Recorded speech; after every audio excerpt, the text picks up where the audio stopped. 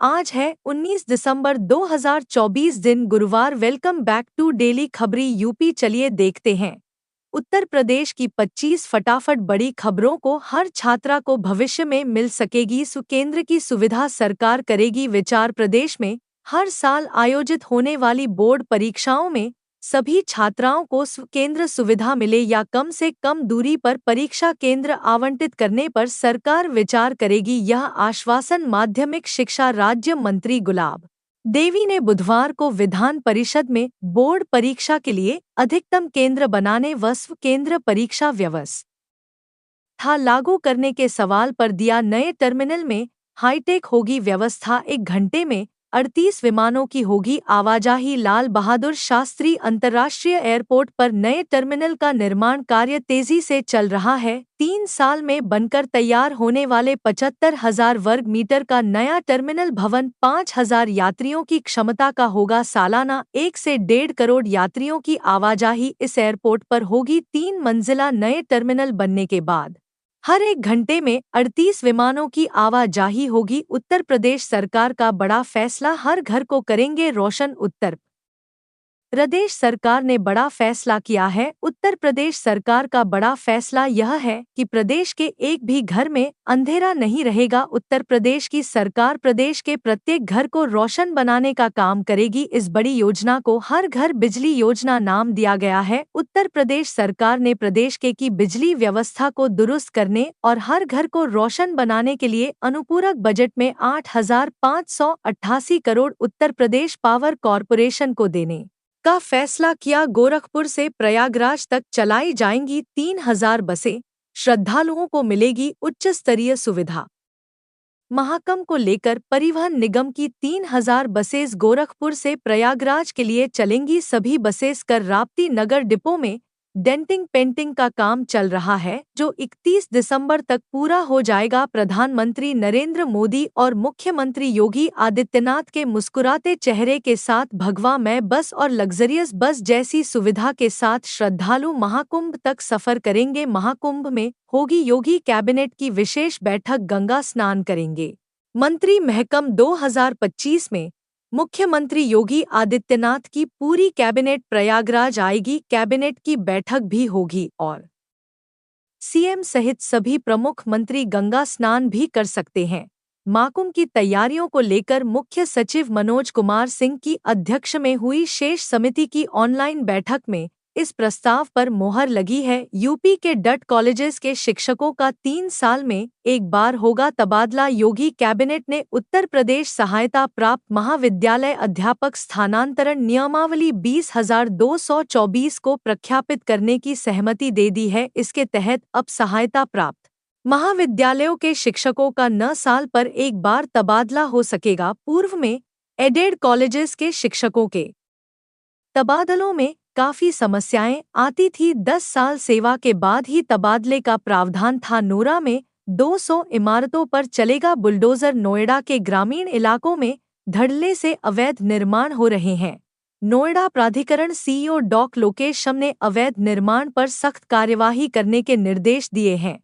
इसके तहत अथॉरिटी ने अवैध इमारतों पर बड़ी कार्यवाही की तैयारी शुरू कर दी। वर्क सर्कल 3 में बनी लगभग 200 अवैध इमारतों को ध्वस्त करने के लिए प्रशासन ने अंतिम नोटिस जारी कर दिया है, जिसमें संबंधित मालिकों को अपना पक्ष रखने के लिए 15 दिन का समय दिया गया है। कानपुर सेंट्रल तक मेट्रो ने लगाई दौड़, इतने किराए में कराएगी शहर का सफर। कानपुर शहर में मेट्रो परियोजना का विस्तार जारी है। शहर के 2 रूटों पर स्टेशन और एलिवेटेड ट्रैक का निर्माण किया जा रहा है। अब शहरवासी आईआईटी से मोतीझील के आगे मेट्रो का सफर कर पाएंगे। मोतीझील से आगे बढ़कर metro Kanpur central metro station तक ट्रायल रन पर निकली। अब आईआईटी कानपुर से मोतीझील तक परिचालन मेट्रो 5 भूमिगत स्टेशन को जोड़ते हुए कानपुर सेंट्रल रेलवे स्टेशन तक आगे का सफर तय करेगी। आकम में बनेगा महाकेचन, मुफ्त खाना खिलाएगी योगी सरकार। यूपी की योगी सरकार प्रयागराज संगम तट पर आने वाले श्रद्धालुओं के लिए सामुदायिक किचन की शुरुआत करने जा रही है। इसकी जिम्मेदारी नगर विकास विभाग को सौंप दी गई। इसकी शुरुआत महाकुंभ से ही करने की तैयारी है। जिससे आने वाले श्रद्धालुओं को इसका फायदा मिल सके। इसके माध्यम से रोजाना 5,000 श्रद्धालुओं को मुफ्त भोजन देना है। वाराणसी में मंदिर की सूचना के बाद बढ़ा तनाव, स्थानीय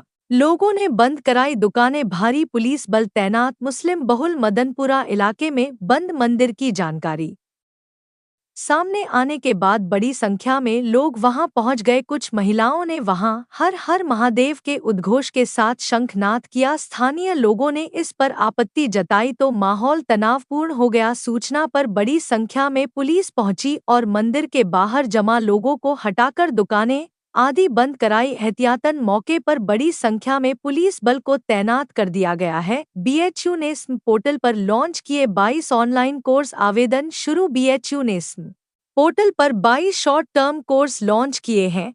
17 जनवरी 2025 के लिए प्रवेश की सूचना जारी कर दी गई। इन कोर्स में आवेदन की प्रक्रिया शुरू हो गई। इसकी अंतिम तिथि 27 जनवरी 2025 तक है। एनरोलमेंट पूरी तरह से निःशुल्क है। ऑनलाइन प्रवेश के लिए बीएचयू की आधिकारिक वेबसाइट पर एक क्यूआर कोड जारी किया गया है। इसे स्कैन करके फॉर्म भरे जा सकेंगे। कांग्रेस बोली संविधान ग्रंथ अंबेडकर भगवान, मोदी बोले नेहरू ने बाबा साहिब के खिलाफ प्रचार किया। संसद में बाबा साहिब भीमराव अंबेडकर पर अमित शाह की टिप्पणी को लेकर कांग्रेस ने कहा कि गृह मंत्री ने अंबेडकर का अपमान किया। कांग्रेस सांसद कुमारी शैलजा ने कहा कि अगर संविधान ग्रंथ है तो अंबेडकर भगवान। कांग्रेस ने शाह के इस्तीफे की मांग की है। इन बयानों के बाद बुधवार को प्रधानमंत्री नरेंद्र मोदी ने कांग्रेस को जवाब दिया। मोदी ने एक पर 6 पोस्ट किए। प्रधानमंत्री ने कहा कि कांग्रेस अब अंबेडकर पर नाटक कर रही है। अखिलेश के बाद यूपी विधानसभा में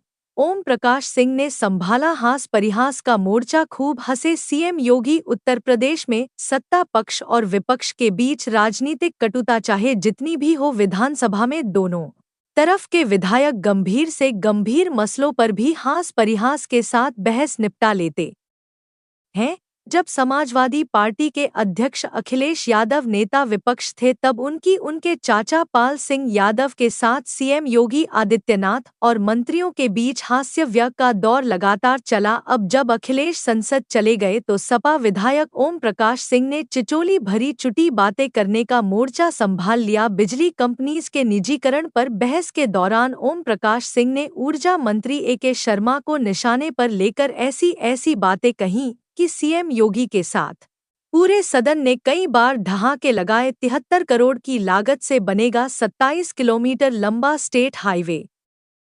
50 ग्राम पंचायतों को होगा लाभ। 7.71 करोड़ रुपए की लागत से 27 किलोमीटर लंबा स्टेट हाईवे बनाने की तैयारी शुरू हो गई। इस परियोजना का प्रस्ताव शासन को भेजा गया। मंजूरी मिलने के बाद जमीन अधिग्रहण की प्रक्रिया शुरू होगी। यह हाईवे कछवा रोड से शुरू होकर कपसेठी, बापतपुर और चौबेपुर होता हुआ निकलेगा। आकाशाई में बड़ा बदलाव। लखनऊ के जिलाधिकारी सूर्यपाल गंगवार सहित 7 आईएएस बनेंगे प्रमुख सचिव। मुख्य सचिव मनोज कुमार सिंह के अध्यक्षता में 154 आईएएस अफसरों को पदोन्नति, सिलेक्शन ग्रेड व कनिष्ठ प्रशासनिक वेतन मान देने के लिए डीपीसी हुई। इनमें 4 नामों के अलावा अन्य सभी पर सहमति बन गई है। राहुल गांधी के खिलाफ दायर मानहानि केस में गवाही दर्ज। 6 जनवरी को होगी सुनवाई। समुदाय विशेष के खिलाफ आपत्तिजनक टिप्पणी करने के मामले में कांग्रेस नेता राहुल गांधी के खिलाफ दायर मानहानि केस में बुधवार को गवाही दर्ज की गई। एमपी एमएलए के विशेष कोर्ट के मजिस्ट्रेट शुभम वर्मा ने मामले में अगली सुनवाई के लिए 6 जनवरी की तिथि नियत की है। इजराइल के लिए श्रम एक प्रदेश से 1389 श्रमिकों का चयन। 21 उन्नाव के मिलेंगे 1,33,000 भारतीय करेंसी। उत्तर प्रदेश के उन्नाव में निर्माण श्रमिकों की चयन प्रक्रिया पूरी हो गई है। अब श्रमिकों से आवश्यक दस्तावेज की मांग की गई। इस संबंध में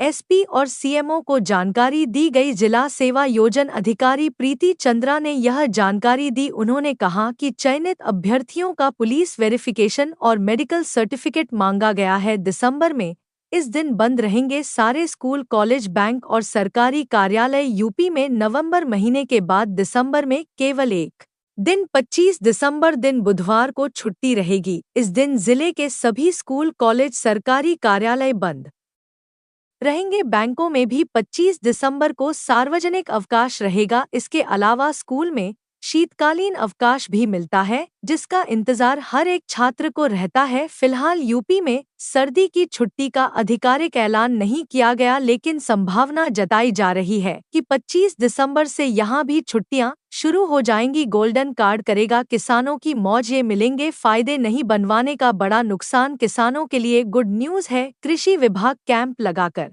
किसानों के गोल्डन कार्ड बनाने के लिए फार्मर रजिस्ट्री कर रहा है। इसके बाद विभाग किसानों को गोल्डन कार्ड देगा। इससे किसानों को कई सुविधाएं मिलेंगी। कृषि विभाग ने 1 दिसंबर से कैंप लगाना शुरू कर दिया है। अभी तक 3,877 किसानों की फार्मर रजिस्ट्री हो चुकी है। अखिलेश यादव बोले, खुदाई के नाम पर भाईचारे को खत्म कर रही भाजपा सरकार। उत्तर प्रदेश में मस्जिदों में खुदाई के सवाल पर समाजवादी पार्टी के राष्ट्रीय अध्यक्ष पूर्व मुख्यमंत्री अखिलेश यादव ने कहा कि खोदने से भाईचारा खत्म हो रहा है। भाजपा सरकार जानबूझकर ऐसा कर रही है। अखिलेश यादव हवाई जहाज से लखनऊ से सरसवानी शादी समारोह में शामिल हुए। यूपी विधानसभा का घेराव करने जा रहे कांग्रेसी गिरफ्तार प्रदेश अध्यक्ष अजय राय हुए बेहोश। यूपी विधानसभा का घेराव करने के लिए लखनऊ कूच की तैयारी में लगे कांग्रेस नेताओं को बुधवार को प्रदेश के अलग अलग जिलों में ही रोक लिया गया और वरिष्ठ नेताओं को नजरबंद कर दिया गया। वहीं लखनऊ में पार्टी कार्यालय पर पहुंचे कांग्रेसियों को पुलिस ने गिरफ्तार कर लिया और इको गार्डन में जाकर छोड़ दिया। वहीं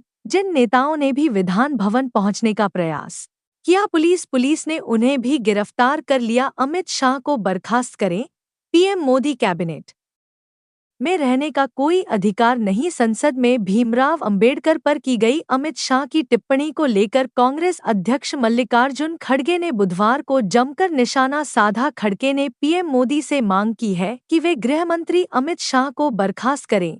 उन्हें कैबिनेट में रहने का कोई अधिकार नहीं। मालूम हो कि शाह ने संसद में अंबेडकर का जिक्र किया था, जिसके बाद विपक्ष आग बबूला हो गया। यूपी में आईएएस के प्रमोशन 1 जनवरी से डीपीसी की बैठक में लगी मोहर। 115 अफसरों को नई पोस्टिंग। 9 साल में उत्तर प्रदेश की ब्यूरोक्रेसी बदली हुई नजर आएगी। 100 से अधिक आईएएस अधिकारियों के प्रमोशन तय हो गए। प्रमोशन होते ही इन सारे अफसरों को नई पोस्टिंग दी जाएगी। इसमें 4 बड़े जिलों के डीएम भी बदले जाएंगे। इसके अलावा ब्यूरोक्रेसी में हर स्तर पर बड़े परिवर्तन जनवरी में दिखाई देंगे। नोएडा वाले हो जाइए सावधान, ग्रेप फॉर नियम के उल्लंघन पर प्राधिकरण सख्त। 207 पर 53.6 लाख का लगा जुर्माना। दिल्ली एनसीआर के नोएडा क्षेत्र में ग्रेप फॉर के नियमों को सख्ती से लागू करने के लिए नोएडा प्राधिकरण ने 14 टीम्स को तैनात किया है। यह टीम शहरी और ग्रामीण क्षेत्रों में नियमों के उल्लंघन करने वालों पर निगरानी रख रही है।